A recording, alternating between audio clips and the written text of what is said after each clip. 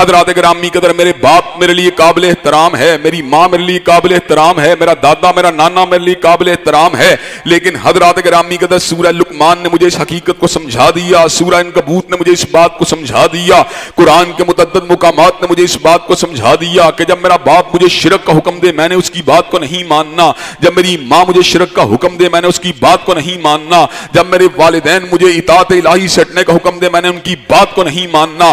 میں نے باپ کی ہر بات کو ماننا ہے جب تک وہ اللہ رسول کی بات سے مطابقت رکھتی ہے. میرے باپ نے مجھے کہا جوتے کو لے کے آؤ, میری ذمہ داری ہے میں جوتے کو لے کے آؤں. میرے باپ نے مجھے کہا کپڑے کو لے کے آؤ, میری ذمہ داری ہے میں کپڑے کو لے کے آؤں. میرے باپ نے مجھے کہا میڈیسن کو لے کے آؤ, میری ذمہ داری ہے میڈیسن کو لے کے آؤں. میرے باپ نے مجھے کہا مسجد میں میرے ساتھ چلو, میرے باپ کے ساتھ مجھے مسجد میں جانا میری ذمہ داری ہے. میرے باپ نے کہا میرے ساتھ کسی نیکی کے سفر پہ چلو, میری ذمہ داری ہے اپنے باپ کی بات کو ماننا. لیکن میرے باپ نے مجھے کہا سینما ہال میرے ساتھ جاؤ, اب میں نے باپ کی بات کو نہیں ماننا, پروردگار عالم کی بات کو ماننا ہے یا حضرت رسول اللہ کی بات کو ماننا ہے. میرے باپ نے مجھے کہا داڑھی کو منڈواؤ, اب میں نے اپنے باپ کی بات کو نہیں ماننا بلکہ حضرت رسول اللہ کی بات کو ماننا ہے. میرے باپ نے مجھے کہا تم نے مسجد میں نہیں جانا, اب میں نے اپنے باپ کی بات کو نہیں ماننا بلکہ حضرت رسول اللہ کی بات کو ماننا ہے.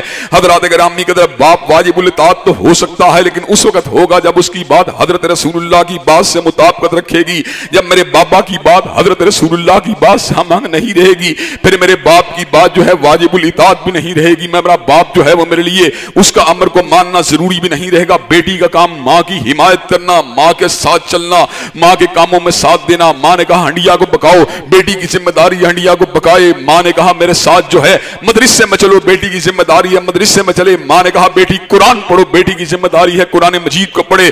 ماں نے کہا بیٹی چھوٹے بچوں کو پڑھاؤ, چھوٹے بچوں کو پڑھانا بیٹی کی ذمہ داری ہے. اب ماں جو ہے ایک نئے روپ میں سامنے آتی ہے, ماں فتنے کا شکار بن کے سامنے آتی ہے. وہی ماں جو محبت کی علامت ہے, وہی ماں جو ممتا کا عروج ہے, وہی ماں جو پیار کا عروج ہے. لیکن اب ماں جو ہے وہ سنت نبی سے ہٹ چکی ہے. اب ماں جو ہے وہ اس وقت حضرت رسول اللہ کے اوامر سے ہٹ چکی ہے اور اپنی بیٹیوں کہتی ہے تو نے کالج جاتے ہوئے برقعے کو نہیں پہننا. حضرات گرامی قدر اب بیٹی جو ہے وہ اپنی ماں کی بات کو نہیں ماننے گی. بیٹی اگر بات ماننے گی حضرت رسول اللہ کی بات کو ماننے گی. ماں اس کو یہ بات کہتی ہے بیٹی جس وقت تیرا بہنوئی جو ہے وہ گھر میں آتا ہے تو نے اس کے سامنے برقع نہیں لینا, تو نے اس کے سامنے آنا ہے, تو نے چہرے کو اس کے سامنے بے حجاب ہو کے بیٹھنا ہے. اب بیٹی نے ماں کی بات کو نہیں ماننا بلکہ حضرت رسول اللہ کی بات کو ماننا ہے.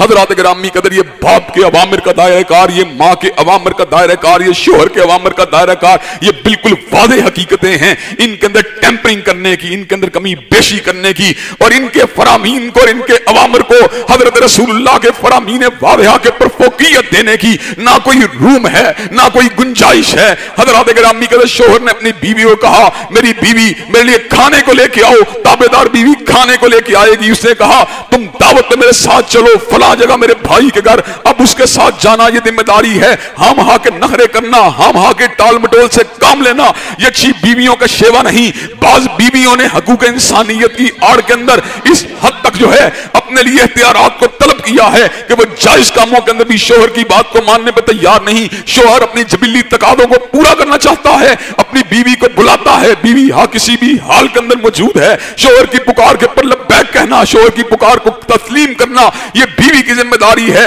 حضرات گرامی قدر لیکن اب ایک ایسا مقام آتا ہے جہاں پہ شوہر فتنے کا شکار بن کے آتا ہے. شوہر اس کے سامنے جو ہے ایک نئے روپ میں آتا ہے, اس کو نماز پڑھنے سے روکتا ہے. اب بیوی نے شوہر کی بات کو نہیں ماننا بلکہ بیوی نے بات اگر ماننی ہے اللہ کی ماننی ہے, حضرت رسول اللہ کی ماننی ہے. شوہر بیوی کو یہ بات کہتا ہے تم نے میرے بھائی کے سامنے چہرے سے اپنے پردے کو ہٹانا ہے. حضرات گرامی قدر بیوی نے شوہر کی بات کو نہیں ماننا بلکہ حضرت رسول اللہ کی اتباع کو کرنا ہے. حضرات گرامی قدر حضرت رسول اللہ کی اتباع کا مقصود اور مفہوم یہ ہے کہ جہاں پر آپ کی بات موجود ہو وہ سونے سے زیادہ سنہری ہے, جہاں پر آپ کی بات موجود ہو وہ ہمالیہ سے زیادہ بلند ہے, جہاں پر آپ کی بات موجود ہو وہ فولاذ سے زیادہ مضبوط ہے, جہاں پر آپ کی بات موجود ہو کائنات کے اندر کسی رشتے کی بات کو, کسی تعلق دار کی بات کو, کسی خونی رشتے کی بات کو اس کے اوپر فوقیت نہیں دی جا سکتی. ایسے عالم کے اندر بات اگر مانی جائے گی تو کملی والے کی مانی جائے گی.